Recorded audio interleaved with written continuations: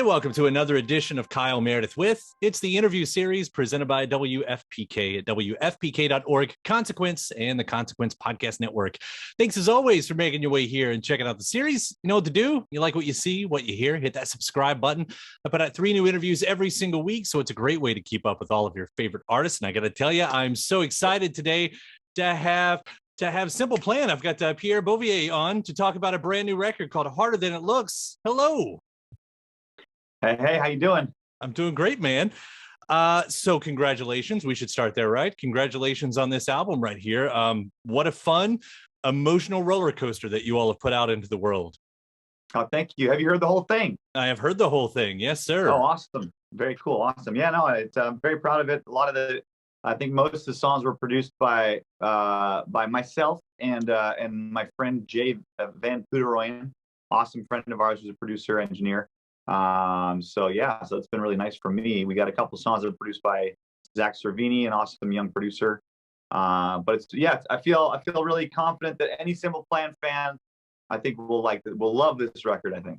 Yeah, there's a line thrown out, and maybe it's a press release thing or whatever, but it's there, and you hear about this every now and then. But the phrase "back to roots" is just touched on in there a little bit. What exactly does that mean for this album? I think, throughout the career, we've been together for 20 years and more than that, actually. I think sometimes you go through parts of your career where you feel like, oh, we need to reinvent ourselves, or we need to do something different. We can't just be Simple Plan. We can't just be what we came out as. And I think now, and we've gone through different parts of that through our careers, but now I think we feel like, hey, people want to hear Simple Plan out of Simple Plan. They want to hear, stuff that they that sounds familiar but new, Mm-hmm. And we really leaned into that for this record. I think also the last record we did that as well. But yeah, I think it's maybe with a little more experience and confidence to feel like, hey, it's okay to just be Simple Plan. It's we don't have to try to show the world that we can do something so different. And also, I think along with experience, I look at bands that I like, and when it's a band that I like, if they put a new record out and it sounds completely different than what I think they're supposed to sound like, yes, that can work sometimes. But most of the times, you just want to. It's like if I want to hear a Green Day record, I want it to sound like Green Day. If I want a Blink-182 song, I want it to sound like First Date, or like What's My Age Again. I would love that, So that's the challenge of being in a band and doing that. But yeah, I think on this one I think as far as the lyrical themes and the musical vibe, I think we tried to make a record that any true Simple Plan fan would hopefully love. Yeah, and still those surprises are in there. I mean, you're exactly right. This sounds like Simple Plan. Ourselves. Yeah, we can't stop it. Like, even when we say that, there are a couple of songs you'd be like, oh, well, that's Simple Plan. So well, like Anxiety and Anxiety and Iconic, right? That's two that comes to mind right away. Exactly. Hey, my dog's knocking at my door. Hold on one second. Do your thing. Do your the thing. Dog wants to come in. Come on, buddy. Come on. You want to be part of the interview. All right. You're going to lay down next to me? Okay, go ahead. Sorry about that. Got to keep the dog happy. But those two tracks, especially, like, you get to those and you're right. You've gone through like Simple Plan. Hey, this is something different. And you must have known that as you were going into those songs as well. Yeah, for sure. It's a conscious effort. And that song, like Anxiety, which I think is the most out there for us, it sounds kind of like more of a pop track. It's funny because, you write a song and you can really produce it any way you want. Like a good song it could be a country song, it could be a metal song, it could be whatever you want. So that one in particular, I was writing with Chuck and Travis from We the Kings. And we went through a bunch of different vibes before we landed this like kind of reggae, which we've touched before with Summer Paradise, but this is more of like a modern flavor to it, maybe like a little 21 Pilots-ish. We were like trying different things. Originally, when I sang the melody, it was like over like guitars that was like, anxiety is killing me. And it was like, it's kind of boring. I don't know. And then we went with this reggae vibe that I put on when I demoed it. And all three of us were like, yeah, that's it. That's what feels great. And that's what's cool. You can kind of like take it to where it fits the song best. But yeah, it's got a different vibe to it. It's funny that you even mentioned country music in there too, because there's one chorus early on in the record, and I had that in the back of my mind. Like, I wonder I wonder if he's a country fan. And then I do the reading on the internet, and it turns out you are a country fan. Yeah, Are you aware when that creeps in there as well? Yeah, definitely. It started happening on our third album.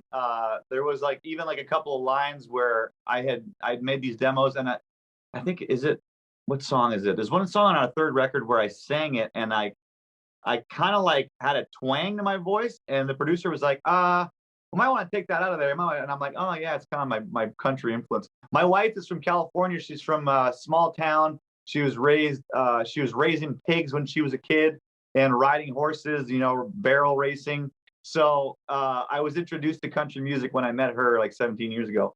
Yeah, I'm a fan. So there's definitely, I think that "Wake Me Up When This Nightmare Is Over" could definitely be a country song. You got, yeah, wake me up when this nightmare's over. Depending on how you sing it. But that's the thing about a good song. A good song is a good song. Mm-hmm. You could transform a great Blink-182 song. There's a girl that I follow on TikTok and Instagram. What's her name? Something Acorn. Oh, I'm forgetting her name. Jeez. And she took like a Blink-182. She took First Date and turned it into like a wedding ballad, and it's amazing. So you can really do whatever you want, But yeah, there's a bit of country in my blood now, for sure. Yeah, I'm here in Kentucky, so I hear that in there the song. There you go. And it's interesting because that sets what you're getting to. I think anyway. There's such a thin line to what we place on genre. Like growing up for us, genre was the shirt that we wore. It was our identity. It was every bit of that.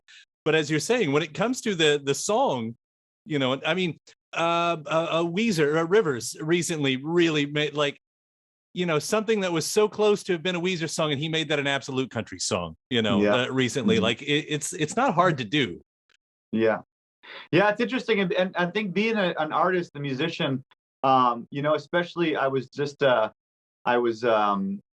reading this book called Sellout, and it's about the 90s and how there was a big culture around like punk rock and like the bands that would sign to majors and that would, and so I grew up in a time when if your music was this, you were in this category. And if your music was that, when you were too pop and you were like, people couldn't be caught dead listening to you. But then when you hang out with other artists and musicians, we shared the stage on Warped Tours, and we shared the stage on big festivals in Europe with metal bands. And we understand we're all doing kind of the same thing. Like if I play a major chord rather than a minor chord, it doesn't change who I am fundamentally. We're still making music. But yes, you're right. For a long time, the attachment to, different genres was really like, oh, I like this, and I would never be caught liking that. But when you break it down from an art point of view, it's a very fine line, Even like bands that are straight up pop, and then bands that play with distortion and a little bit faster. It could be the same song, and then one of them is like, I'm a punk rocker, and one of them's like, no, I'm Whitney Houston. It's like it's refreshing to look at it with that perspective. And I think that more than ever, people are being more inclusive on every level. You look at like pop radio, rock radio, it's not so segregated. And I'm referring to like when we came out, if we got played on pop radio, we were no longer allowed to get played on rock radio. It just didn't happen. Like if you were played on Z100, then K-Rock had to drop you, And now people are becoming a little bit more inclusive. Everyone's kind of like, no, if I like the music, I like the music. I don't care if it's got hip hop in it, or if it's got guitars, or if it's got crazy synths. So it's all cool. Yeah, I was thinking because you couldn't have, as you're saying, you couldn't have the same artist on both stations. You would actually, but you could have the same song. Like there were those moments where it seemed like it was a trend where, I was thinking like, first it would be an R&B song like All for One or Boyz II Men, that would then a country artist would take that. There you go. Like and then you've said it, a fan of like Taylor Swift's Fearless. I'm just pinpointing one I think that you threw out there. Yeah, like that's what Taylor would have put that out on country music radio, and you could have taken it and put it out. Which exactly. Now I'm sort of, hey, why don't you go ahead and cover Taylor Swift's Fearless song? And I mean, that's one of my favorite songs. I love that record. That was like sort of like one of my intros. It's kind of weird to say, but it was one of my intros to country music. That record. Obviously, I knew of country music before that, but I really like that record a lot. It's a great, great record. Yeah. Well, back on the subject of your record here. Off the tangent here. We're both doing this. Yeah. We've already talked, so there's a lot of moods musically, but there's a lot of emotional moods too. But at the same time, it's interesting as I look at the bookends, like the narrator doesn't exactly start in a good place. And even the way it ends too. I mean, we end with the song 2, which I took it as a tale of divorce. Like you've got this space, like I guess I'll just throw the broad question: where are you? Where is the narrator in this record? Is there hope? Yeah, I mean, I think that. Oh, my light's going on. I think that there's always a message of hope in Simple Plan songs, and I think that sometimes the lyrical message of hope isn't there, but I think that we try to put it in the emotion coming out of the music. I look back at like our first album, we had a song called "The Worst Day Ever," and it was like literally talking about having a job and hating your job and just going through the motions. And it was like, every day is the worst day ever. But hearing it that way, it felt like, oh, okay, I can just let it out. And that's kind of like a lot of how Simple Plan sort of operates, So Wake Me Up When This Nightmare Is Over, I think it's kind of like, we're not saying that it is over, but it's kind of like saying, you get the impression that it's going to be over at some point. Let me know when that's going to happen, And a lot of the lyrical concepts I have to give credit to Chuck. He's usually the guy that, we get into the writing session and he'll have like 200 titles and like, this should be about that, this should be about that, should be about that. And then I sort of take that and I kind of craft a chorus around it. And then together we build the rest of it. I'm really involved lyrically, but the initial spark and the song 2 was his idea. And I think that, the idea of separation becomes a little more real. Now we all have kids, we all have wives and stuff. And I can speak for myself. My relationship is great. I don't anticipate going through anything like that. But we have our kids, and we look at other kids, and we look at other people that we grew up with that had to go through that. And I think that all of those realities, now that we have kids, seems a lot more impactful and seems a lot more real. You seem like if I imagine if my wife and I couldn't get along, what would happen to my kid, and how it would affect them, and how many people out there have gone through that. And that was sort of a snapshot of that, but yeah, I think that throughout all those different subjects, I think the idea is that there is hope. Look at like Iconic, I look at like Ruin My Life, and even like I said, if the message of hope isn't in the lyric, hopefully you feel it through the music. Yeah. And to be fair, by the way, there is the other side of that. I mean, there are great songs of which seems like love. I mean, I don't know if writing about relationships is easier for you. Do you consider yourself a romantic? Because there are definitely those moments on the record as well. Yeah, I mean, my wife would say otherwise. I think I'm fairly romantic. I try my best. No, definitely. I mean, I think also as you go through life and you go through different experiences, I think that when I was younger, the scope of depth of my emotions was maybe a little shallow. I couldn't go so deep, but you go through things in life that sort of like make that whole spectrum a little larger. Talking about like having kids and just going through difficult times, whether it's professionally or in a relationship. I mean, I've been with my wife for 17 years.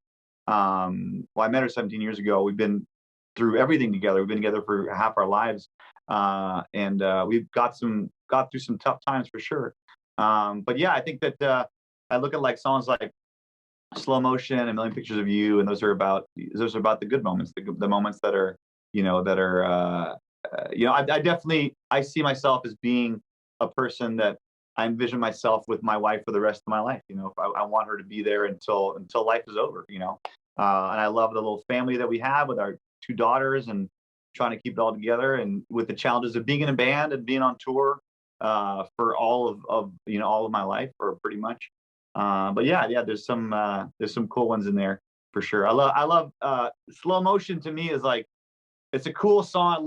I love where it takes us, musically. And just the idea of like when you're in love with someone and then she walks into the room and you just remember it when she walked in, you just see it in slow motion. It's just like, poof, I'm in love at first sight, you know? So it's really cool. It's amazing that that can happen after years. Yeah. I'm astounded by that myself. Like, yeah, just weird seg. You know, you mentioned the professional hardships, and as we talk about divorce, you had some member drama going into this record, and I won't go into anything that you don't want to go into, but I do wonder, did that have an effect on the dynamic of the writing, or an imprint on this album? Well, the interesting thing is that this album was done, fully written, produced before the pandemic. So we had it. I think the last recording session that we had was either January or February of 2020.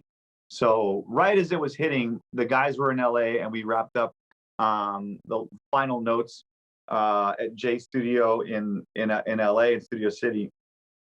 So it didn't have anything to do with that. Even like the funny thing is that, you know, Wake Me Up When This Nightmare Is Over really sounds like it's about the pandemic. And it was bizarre when it started happening. And we're like, oh my God, did we just like make this happen? But yeah, no, so it didn't have anything to do with that. And it didn't shape any of that stuff. Although I think that what we often do is we like to write songs about maybe something that we can relate to specifically, but leave it open to the listener so that you can see your own life into it, you know? So a lot of those subjects are kind of left for the listener to insert their own lives into. And a lot of fans do. I mean, especially they're going to be looking, it's like, is this about any of that? Yeah, exactly. Absolutely. You know, and I think that it can be applied to it for sure. You know, it can definitely, that's what's cool about music. You know, you can listen to it now or 10 years from now and find yourself in it somehow. I think of, you know, songs like Ruin My Life or Congratulations or those kinds of things. And you can, for me, like Ruin My Life is about online drama. It's about online hate. It's about comments on Instagram. It's about comments on YouTube that you just go through that and you're like, wow, people really allow themselves to say some effed up stuff. You know what I mean? That's like we're in this world where people have the protection of the screen and nobody knows who you are. You're kind of anonymous behind there, you know. And I don't think people realize how everyone's got emotions. Yeah, everyone's got feelings, and you can get really hurt, and you can get we all get sucked into it. You know, I scroll through my comments sometimes, and the ones that I stop on are the negative ones. You know, and I try not to, but I'm like, wow, why would that person say that? What? I can't believe they would think that, you know? And then you have to kind of let it go and be like, you know what? I'm not going to let this ruin my day or ruin my life, and move on. Yeah. Outside of Twitter, I use the delete button a lot. Like, no, I don't need that negativity. You're gone. Yeah, no, for sure. Yeah, I know. And it's like, and I've started even like, I'm okay with some real criticism. Obviously, you know, people have a right to an opinion. But when it just gets, you know, kind of nasty, yeah, I've the new feature of restrict on Instagram. I'm like, this is great. This is awesome. They don't even know. They don't even know. It's perfect. It's perfect. This does sort of have the luxury of coming out at a time, as it's being talked about, when pop punk is at another wave. It's at another high right now. I'd be curious, like, what do you hear in this new class, and how do you hear Simple Plan's place in it? Yeah. I love it. I think it's awesome. I think that when I started hearing like Machine Gun Kelly really popping on the radio, and then like even the Olivia Rodrigo record that kind of has some pop punk to it, and you know, Willow doing that kind of stuff, and Travis Barker producing everything, and a lot of other up and comers that are doing amazing. To me, I love it because what I think is cool about it is that I would like to imagine that bands, maybe Simple Plan or bands like mine, have maybe somehow influenced them to do what they are doing now, or what they were doing 5 years ago, 3 years ago, and releasing it now. And that in turn influences me again. So it's really cool, I think, because I think that, you know, people talk about, you know, oh, this is a throwback record. This is really back to the roots. I can see that, but I think it's definitely a new take on it, right? What we're doing, like Machine Gun Kelly doesn't sound like Green Day, doesn't sound like Blink-182, doesn't sound like Good Charlotte. It sounds like Machine Gun Kelly, but you can hear the influence. And so I think it's just evolving, and that's cool, and I'm inspired by it. I love using new sounds. I love hearing, like, I remember we did a song with State Champs who was another pop punk band, and you know, they were definitely a generation after us, or a decade after us, I should say. And we did a song together. We're in the studio, and they're like, we're working on this verse part, and like Derek's like, oh, no, do like chun chun chun with the, you know, mute it, but let it kind of go. And I'm like, damn, that is awesome. I never thought about doing that, you know? So these bands were in a cycle of inspiration, you know, and it's so cool to come back. Like I said, for me to look at them, you know, whether it's Chloe Moriando or Olivia Rodrigo, and be inspired by that, which maybe I in some way had some inspiration to them. It's so cool. Yeah, I just had State Champs on the show last week. Oh, cool. So awesome. Got a great new album as well. Yeah. They are awesome people. It also, this new record does come on the 20th anniversary. Of course, the debut right there. Does this record get to speak to that one? Like, you know, we talk about fans like looking for threads and everything. I was like Addicted and Antidote. Like, what a great opportunity that is. But did you all ever take that moment to say, hey, listen, it's on the 20th anniversary. Let's make that thread. Well, I think because technically we were meant to put out this record in 2020.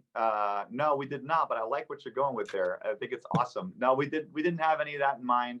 I think if this pandemic hadn't hit the world, this record would have been out 2 years ago. You know, but I think it is it's a record that I'm very proud of, and it's a record that I'm excited for fans to hear. And I think that yeah, it does. It complements the first one really well. You know, I think it sounds a lot better. I think the technology has changed. I think we're getting better at writing songs.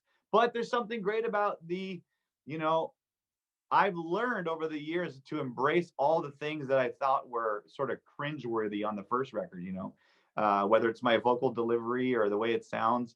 Heck, the record sold over 3 million records, so people must like it. You know what I mean? So, but I think it's nice to put a record out 20 years later, and to think that we're still here. You know, to think that we haven't broken up, and that we're still relevant and making records and going on tour. It's an awesome thing. Yeah, just to be able to do that celebration of the past and the present at the same time. I mean, what a gift that is. And I'll say, even with the tour, I mean, you guys are going on tour with Sum 41. I think Derek's even on this record right here. Yep. Like what a cool. I mean, as a fan, of course, I'm going to be, you know, trying to be in front row for that. What am I kidding? I'm 40 years old. I'm not going to be front row anymore. I'm going to be like mid to back or something like that, enjoying it just as much. But like, what's that tour? What's the tour going to look like? Because it seems like there's a lot of opportunity there for some fun. Yeah, I think you know, we're going to kind of play it by ear, but we're both celebrating 20 years ish of our first albums. So I think we're going to do a pretty first album heavy tour. I'm hoping, we haven't talked about it officially, but I'm hoping that Derek will come out and sing his part on the song "Ruin My Life." And I think it's going to be fun because a lot of people, I remember when we first came out, there was it was basically in our shows, it was like Simple Plan t-shirts, obviously, and Sum 41 and Good Charlotte. That was like the three bands that when we came out that were like really kind of lumped together. And we never toured with them. So I think it's going to be cool for a lot of those people to be able to see those our two bands together, as well as hear a lot. I think they're planning on playing the whole All Killer No Filler record, and we're planning on playing a majority of the songs off our first album, as well as all the other hits and the good ones that people want to hear. So it's going to be really fun, and I think it's going to be. I think it's going to be. We love those guys. Sum 41 are awesome. We're good people. We get along well. We're just hoping, you know, we're going to do the best that we can to stay away from COVID. I know that my band and all of our crew just got it in the last few months, so we should be good. But that's the only challenge. Everything else is going to be really fun. I'll wrap up with this too. One of our staff at Consequence brought up New York Minutes, a legendary film put out 2004, Mary-Kate and Ashley. In fact, it was the final Mary-Kate and Ashley, and starred none other than Simple Plan. That's true. You went out on the finale there. That's what I didn't know that. That's a big deal. Yeah, take us back there for just a moment, if you would, because what was that experience like? It was a little surreal, because obviously we knew who Mary-Kate and Ashley were. You know, I grew up watching Full House and you know, seeing them as little kids and grow up into the huge brand that they became. And you know, we were always that band. It's interesting because that being part of that movie in a lot of ways kind of represents what Simple Plan does. Because when we came out, we were on Warped Tour a lot. We were out there with bands like, you know, Blink-182 and opening up for those guys. And playing with Newfound Glory and heavier bands. We were in that whole genre, yet we didn't shy away from opportunities like open up for Avril Lavigne or doing these pop TV shows or doing movies that were Disney movies or getting played on Disney Channel, And that was another one where we got this opportunity and we're like, hey, there might be some purists out there, some pop punk purists that'll think this is super lame, but we get the opportunity to be in front of a whole new audience, and we just got to be ourselves. And as long as we are true to who we are, who can really, say anything about that? As long as we play the song that we wrote the song ourselves, no one wrote it for us, and we put it out there on this movie, and they embraced it. I mean, and the fan base embraced it. And now looking back, so many people discovered us from that movie because Mary-Kate and Ashley Olsen were gigantic, and a lot of their fans were 13 or whatever, 10 years old or 13 or 15 or whatever, maybe even younger. And for them, we were the first introduction to like, oh my God, what is this spiky haired band doing up there and playing stuff we'd never heard before? So it was awesome. And they flew us out. We were on tour at the time, and I think they flew us out in a private jet or private plane. I shouldn't say jet. I think it had props. And we flew in, and movie budgets, especially of that sort of that kind, had such big budgets, and they were compared to music videos that we would pay for. I think it was a 2 or 3 day shoot, and it was basically an entire music video put into a movie, and it was cool because we got, like I said, we got to be ourselves. We didn't have to act or be something that we weren't. And it felt good, and it was embraced. And I think for a moment we kind of like, we did it, and it was, I'm not gonna lie, it was a good amount of money to do it as well. And we kind of like, oh, we don't have to put a spotlight on that. We'll just need to leave it there. And now we sometimes play that song in our shows. It's a song called Vacation. And it's a lot of our fans are like, signs up, vacation, so it worked out. It's interesting too, because I think we all came to realize what the pop and pop punk gave allowance to, and that just seems like that was one of them. But I do think it took a minute for everybody. Like, we understood for the music, but that really does allow for a lot of things right there. So good on you for realizing that early. Exactly. And I think, like I said before, I think that the world is a lot more open to that now. I think that like the book I was reading, the Sellout book, at that time, to be successful was seen as bad. When I grew up, and I was like, and even I'm a victim of it too. Like, I remember, like I was a fan of Southern California pop punk music. I'd go to Face to Face, No Effects, all those shows. And when a band would have a amount of success, the 13, 14-year-old self, to me, I was like, oh man, if people like Green Day, because I liked Kerplunk, and then Dookie came out, and then girls at my high school were singing Green Day, and I'm like, oh man, that's lame. That was like my band, and that's normal. It's you feel like you own this thing, or at least it was normal back then.